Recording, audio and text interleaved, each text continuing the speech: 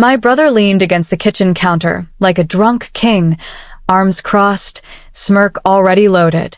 Dad stood beside him, chin raised like this was some courtroom they presided over. "Pack your things and leave," my brother repeated. "That inheritance belongs to us now." I didn't sit. I didn't blink. "My name is Avery Cole, I'm 33. And if you think this is about money, you have no idea what's coming." My husband had been buried less than 14 hours earlier. 14. I still had the scent of lilies and wet soil on my clothes. I still had dried mascara on my cheeks from the graveside. They didn't care. Grief doesn't soften greedy people, it activates them. Dad tossed a cheap duffel bag toward my feet. "Your husband's lawyer will obviously transfer the accounts to the men in the family," he said, voice casual like he was reciting a grocery list. "That's how these things work. We'll manage it." My brother added, mouth twisted in fake sympathy. "You'll get whatever we decide you need. Relax. You'll be taken care of." I almost laughed. Almost. Because here's the thing they didn't know. The $200 million wasn't new money. My husband and I had been restructuring assets for months. Legal trusts, separate holdings, property converted, all protected under Italian jurisdiction. And the villa in Lake Como? Already titled. Already notarized. Already wired. To me. Not one penny. Not one brick could be accessed by anyone but me. Dad snapped his fingers in front of my face, irritated that I wasn't reacting.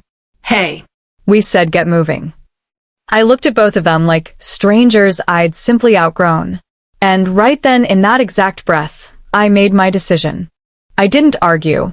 I didn't defend myself. That's the part that scared them.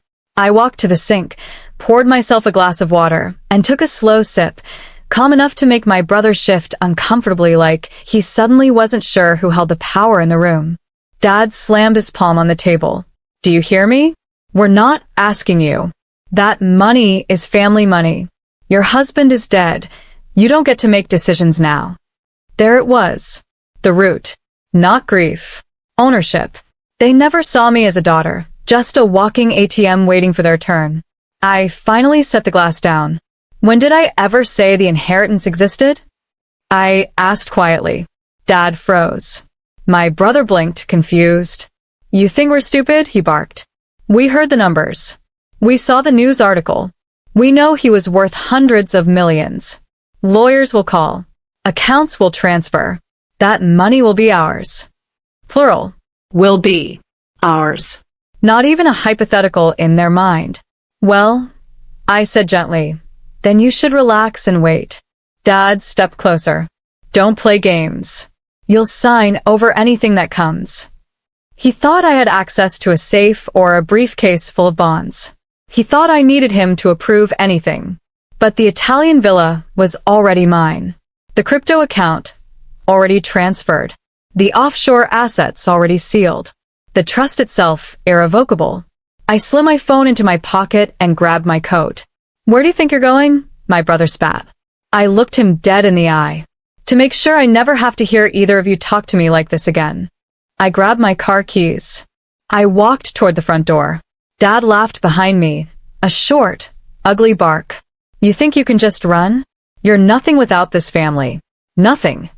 I paused with my hand on the doorknob, just long enough to let the moment sink in. Funny how people who contribute nothing believe they own everything.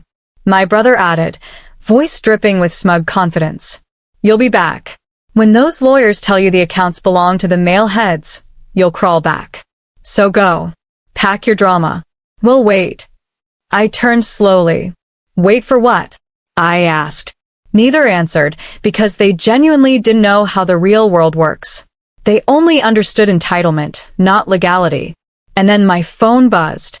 The lock screen lit up with the incoming call. Idaho.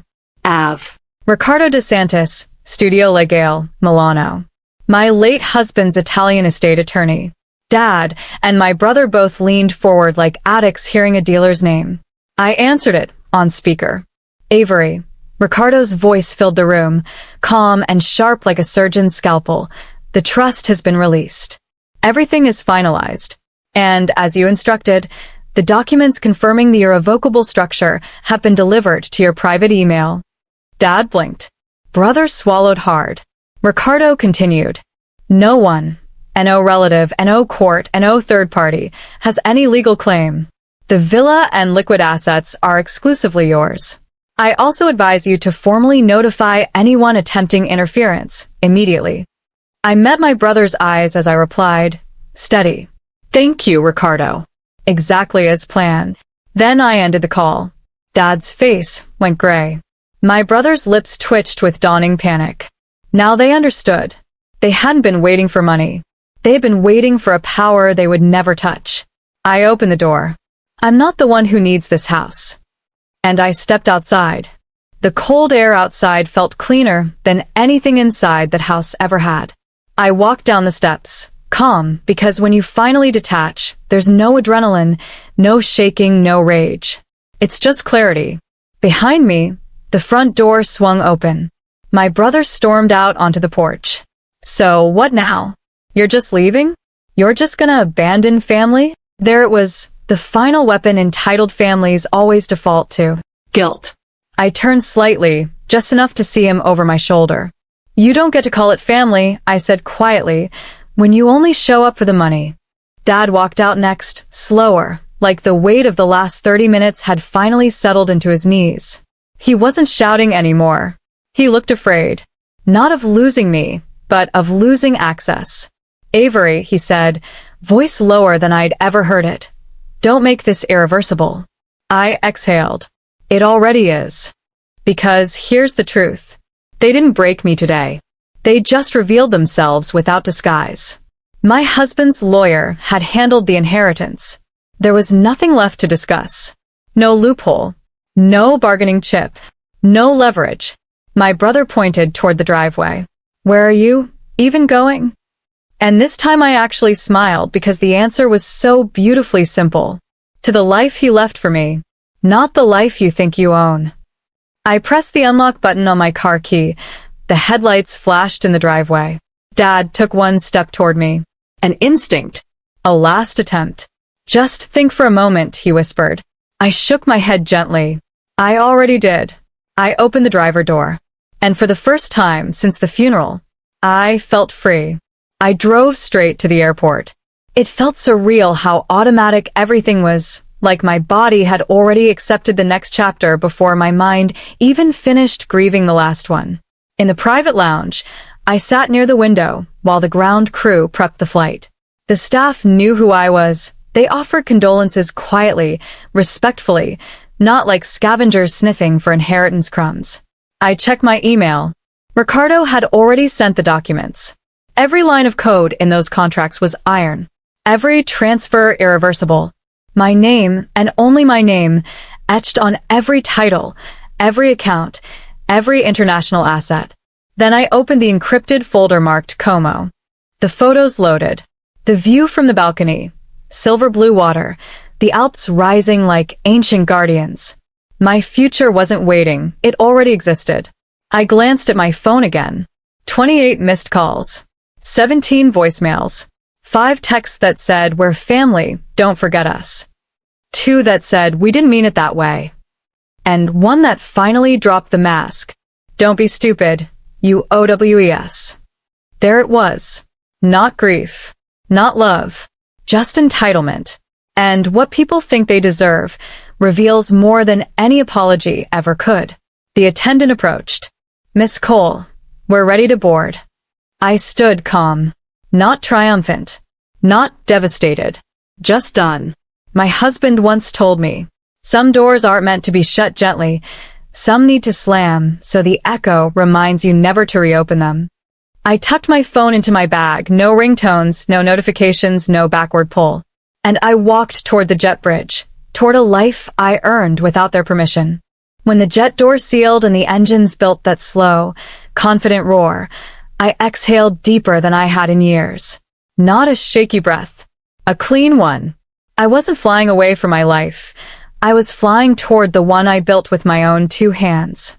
Halfway through the flight, the Wi-Fi connected.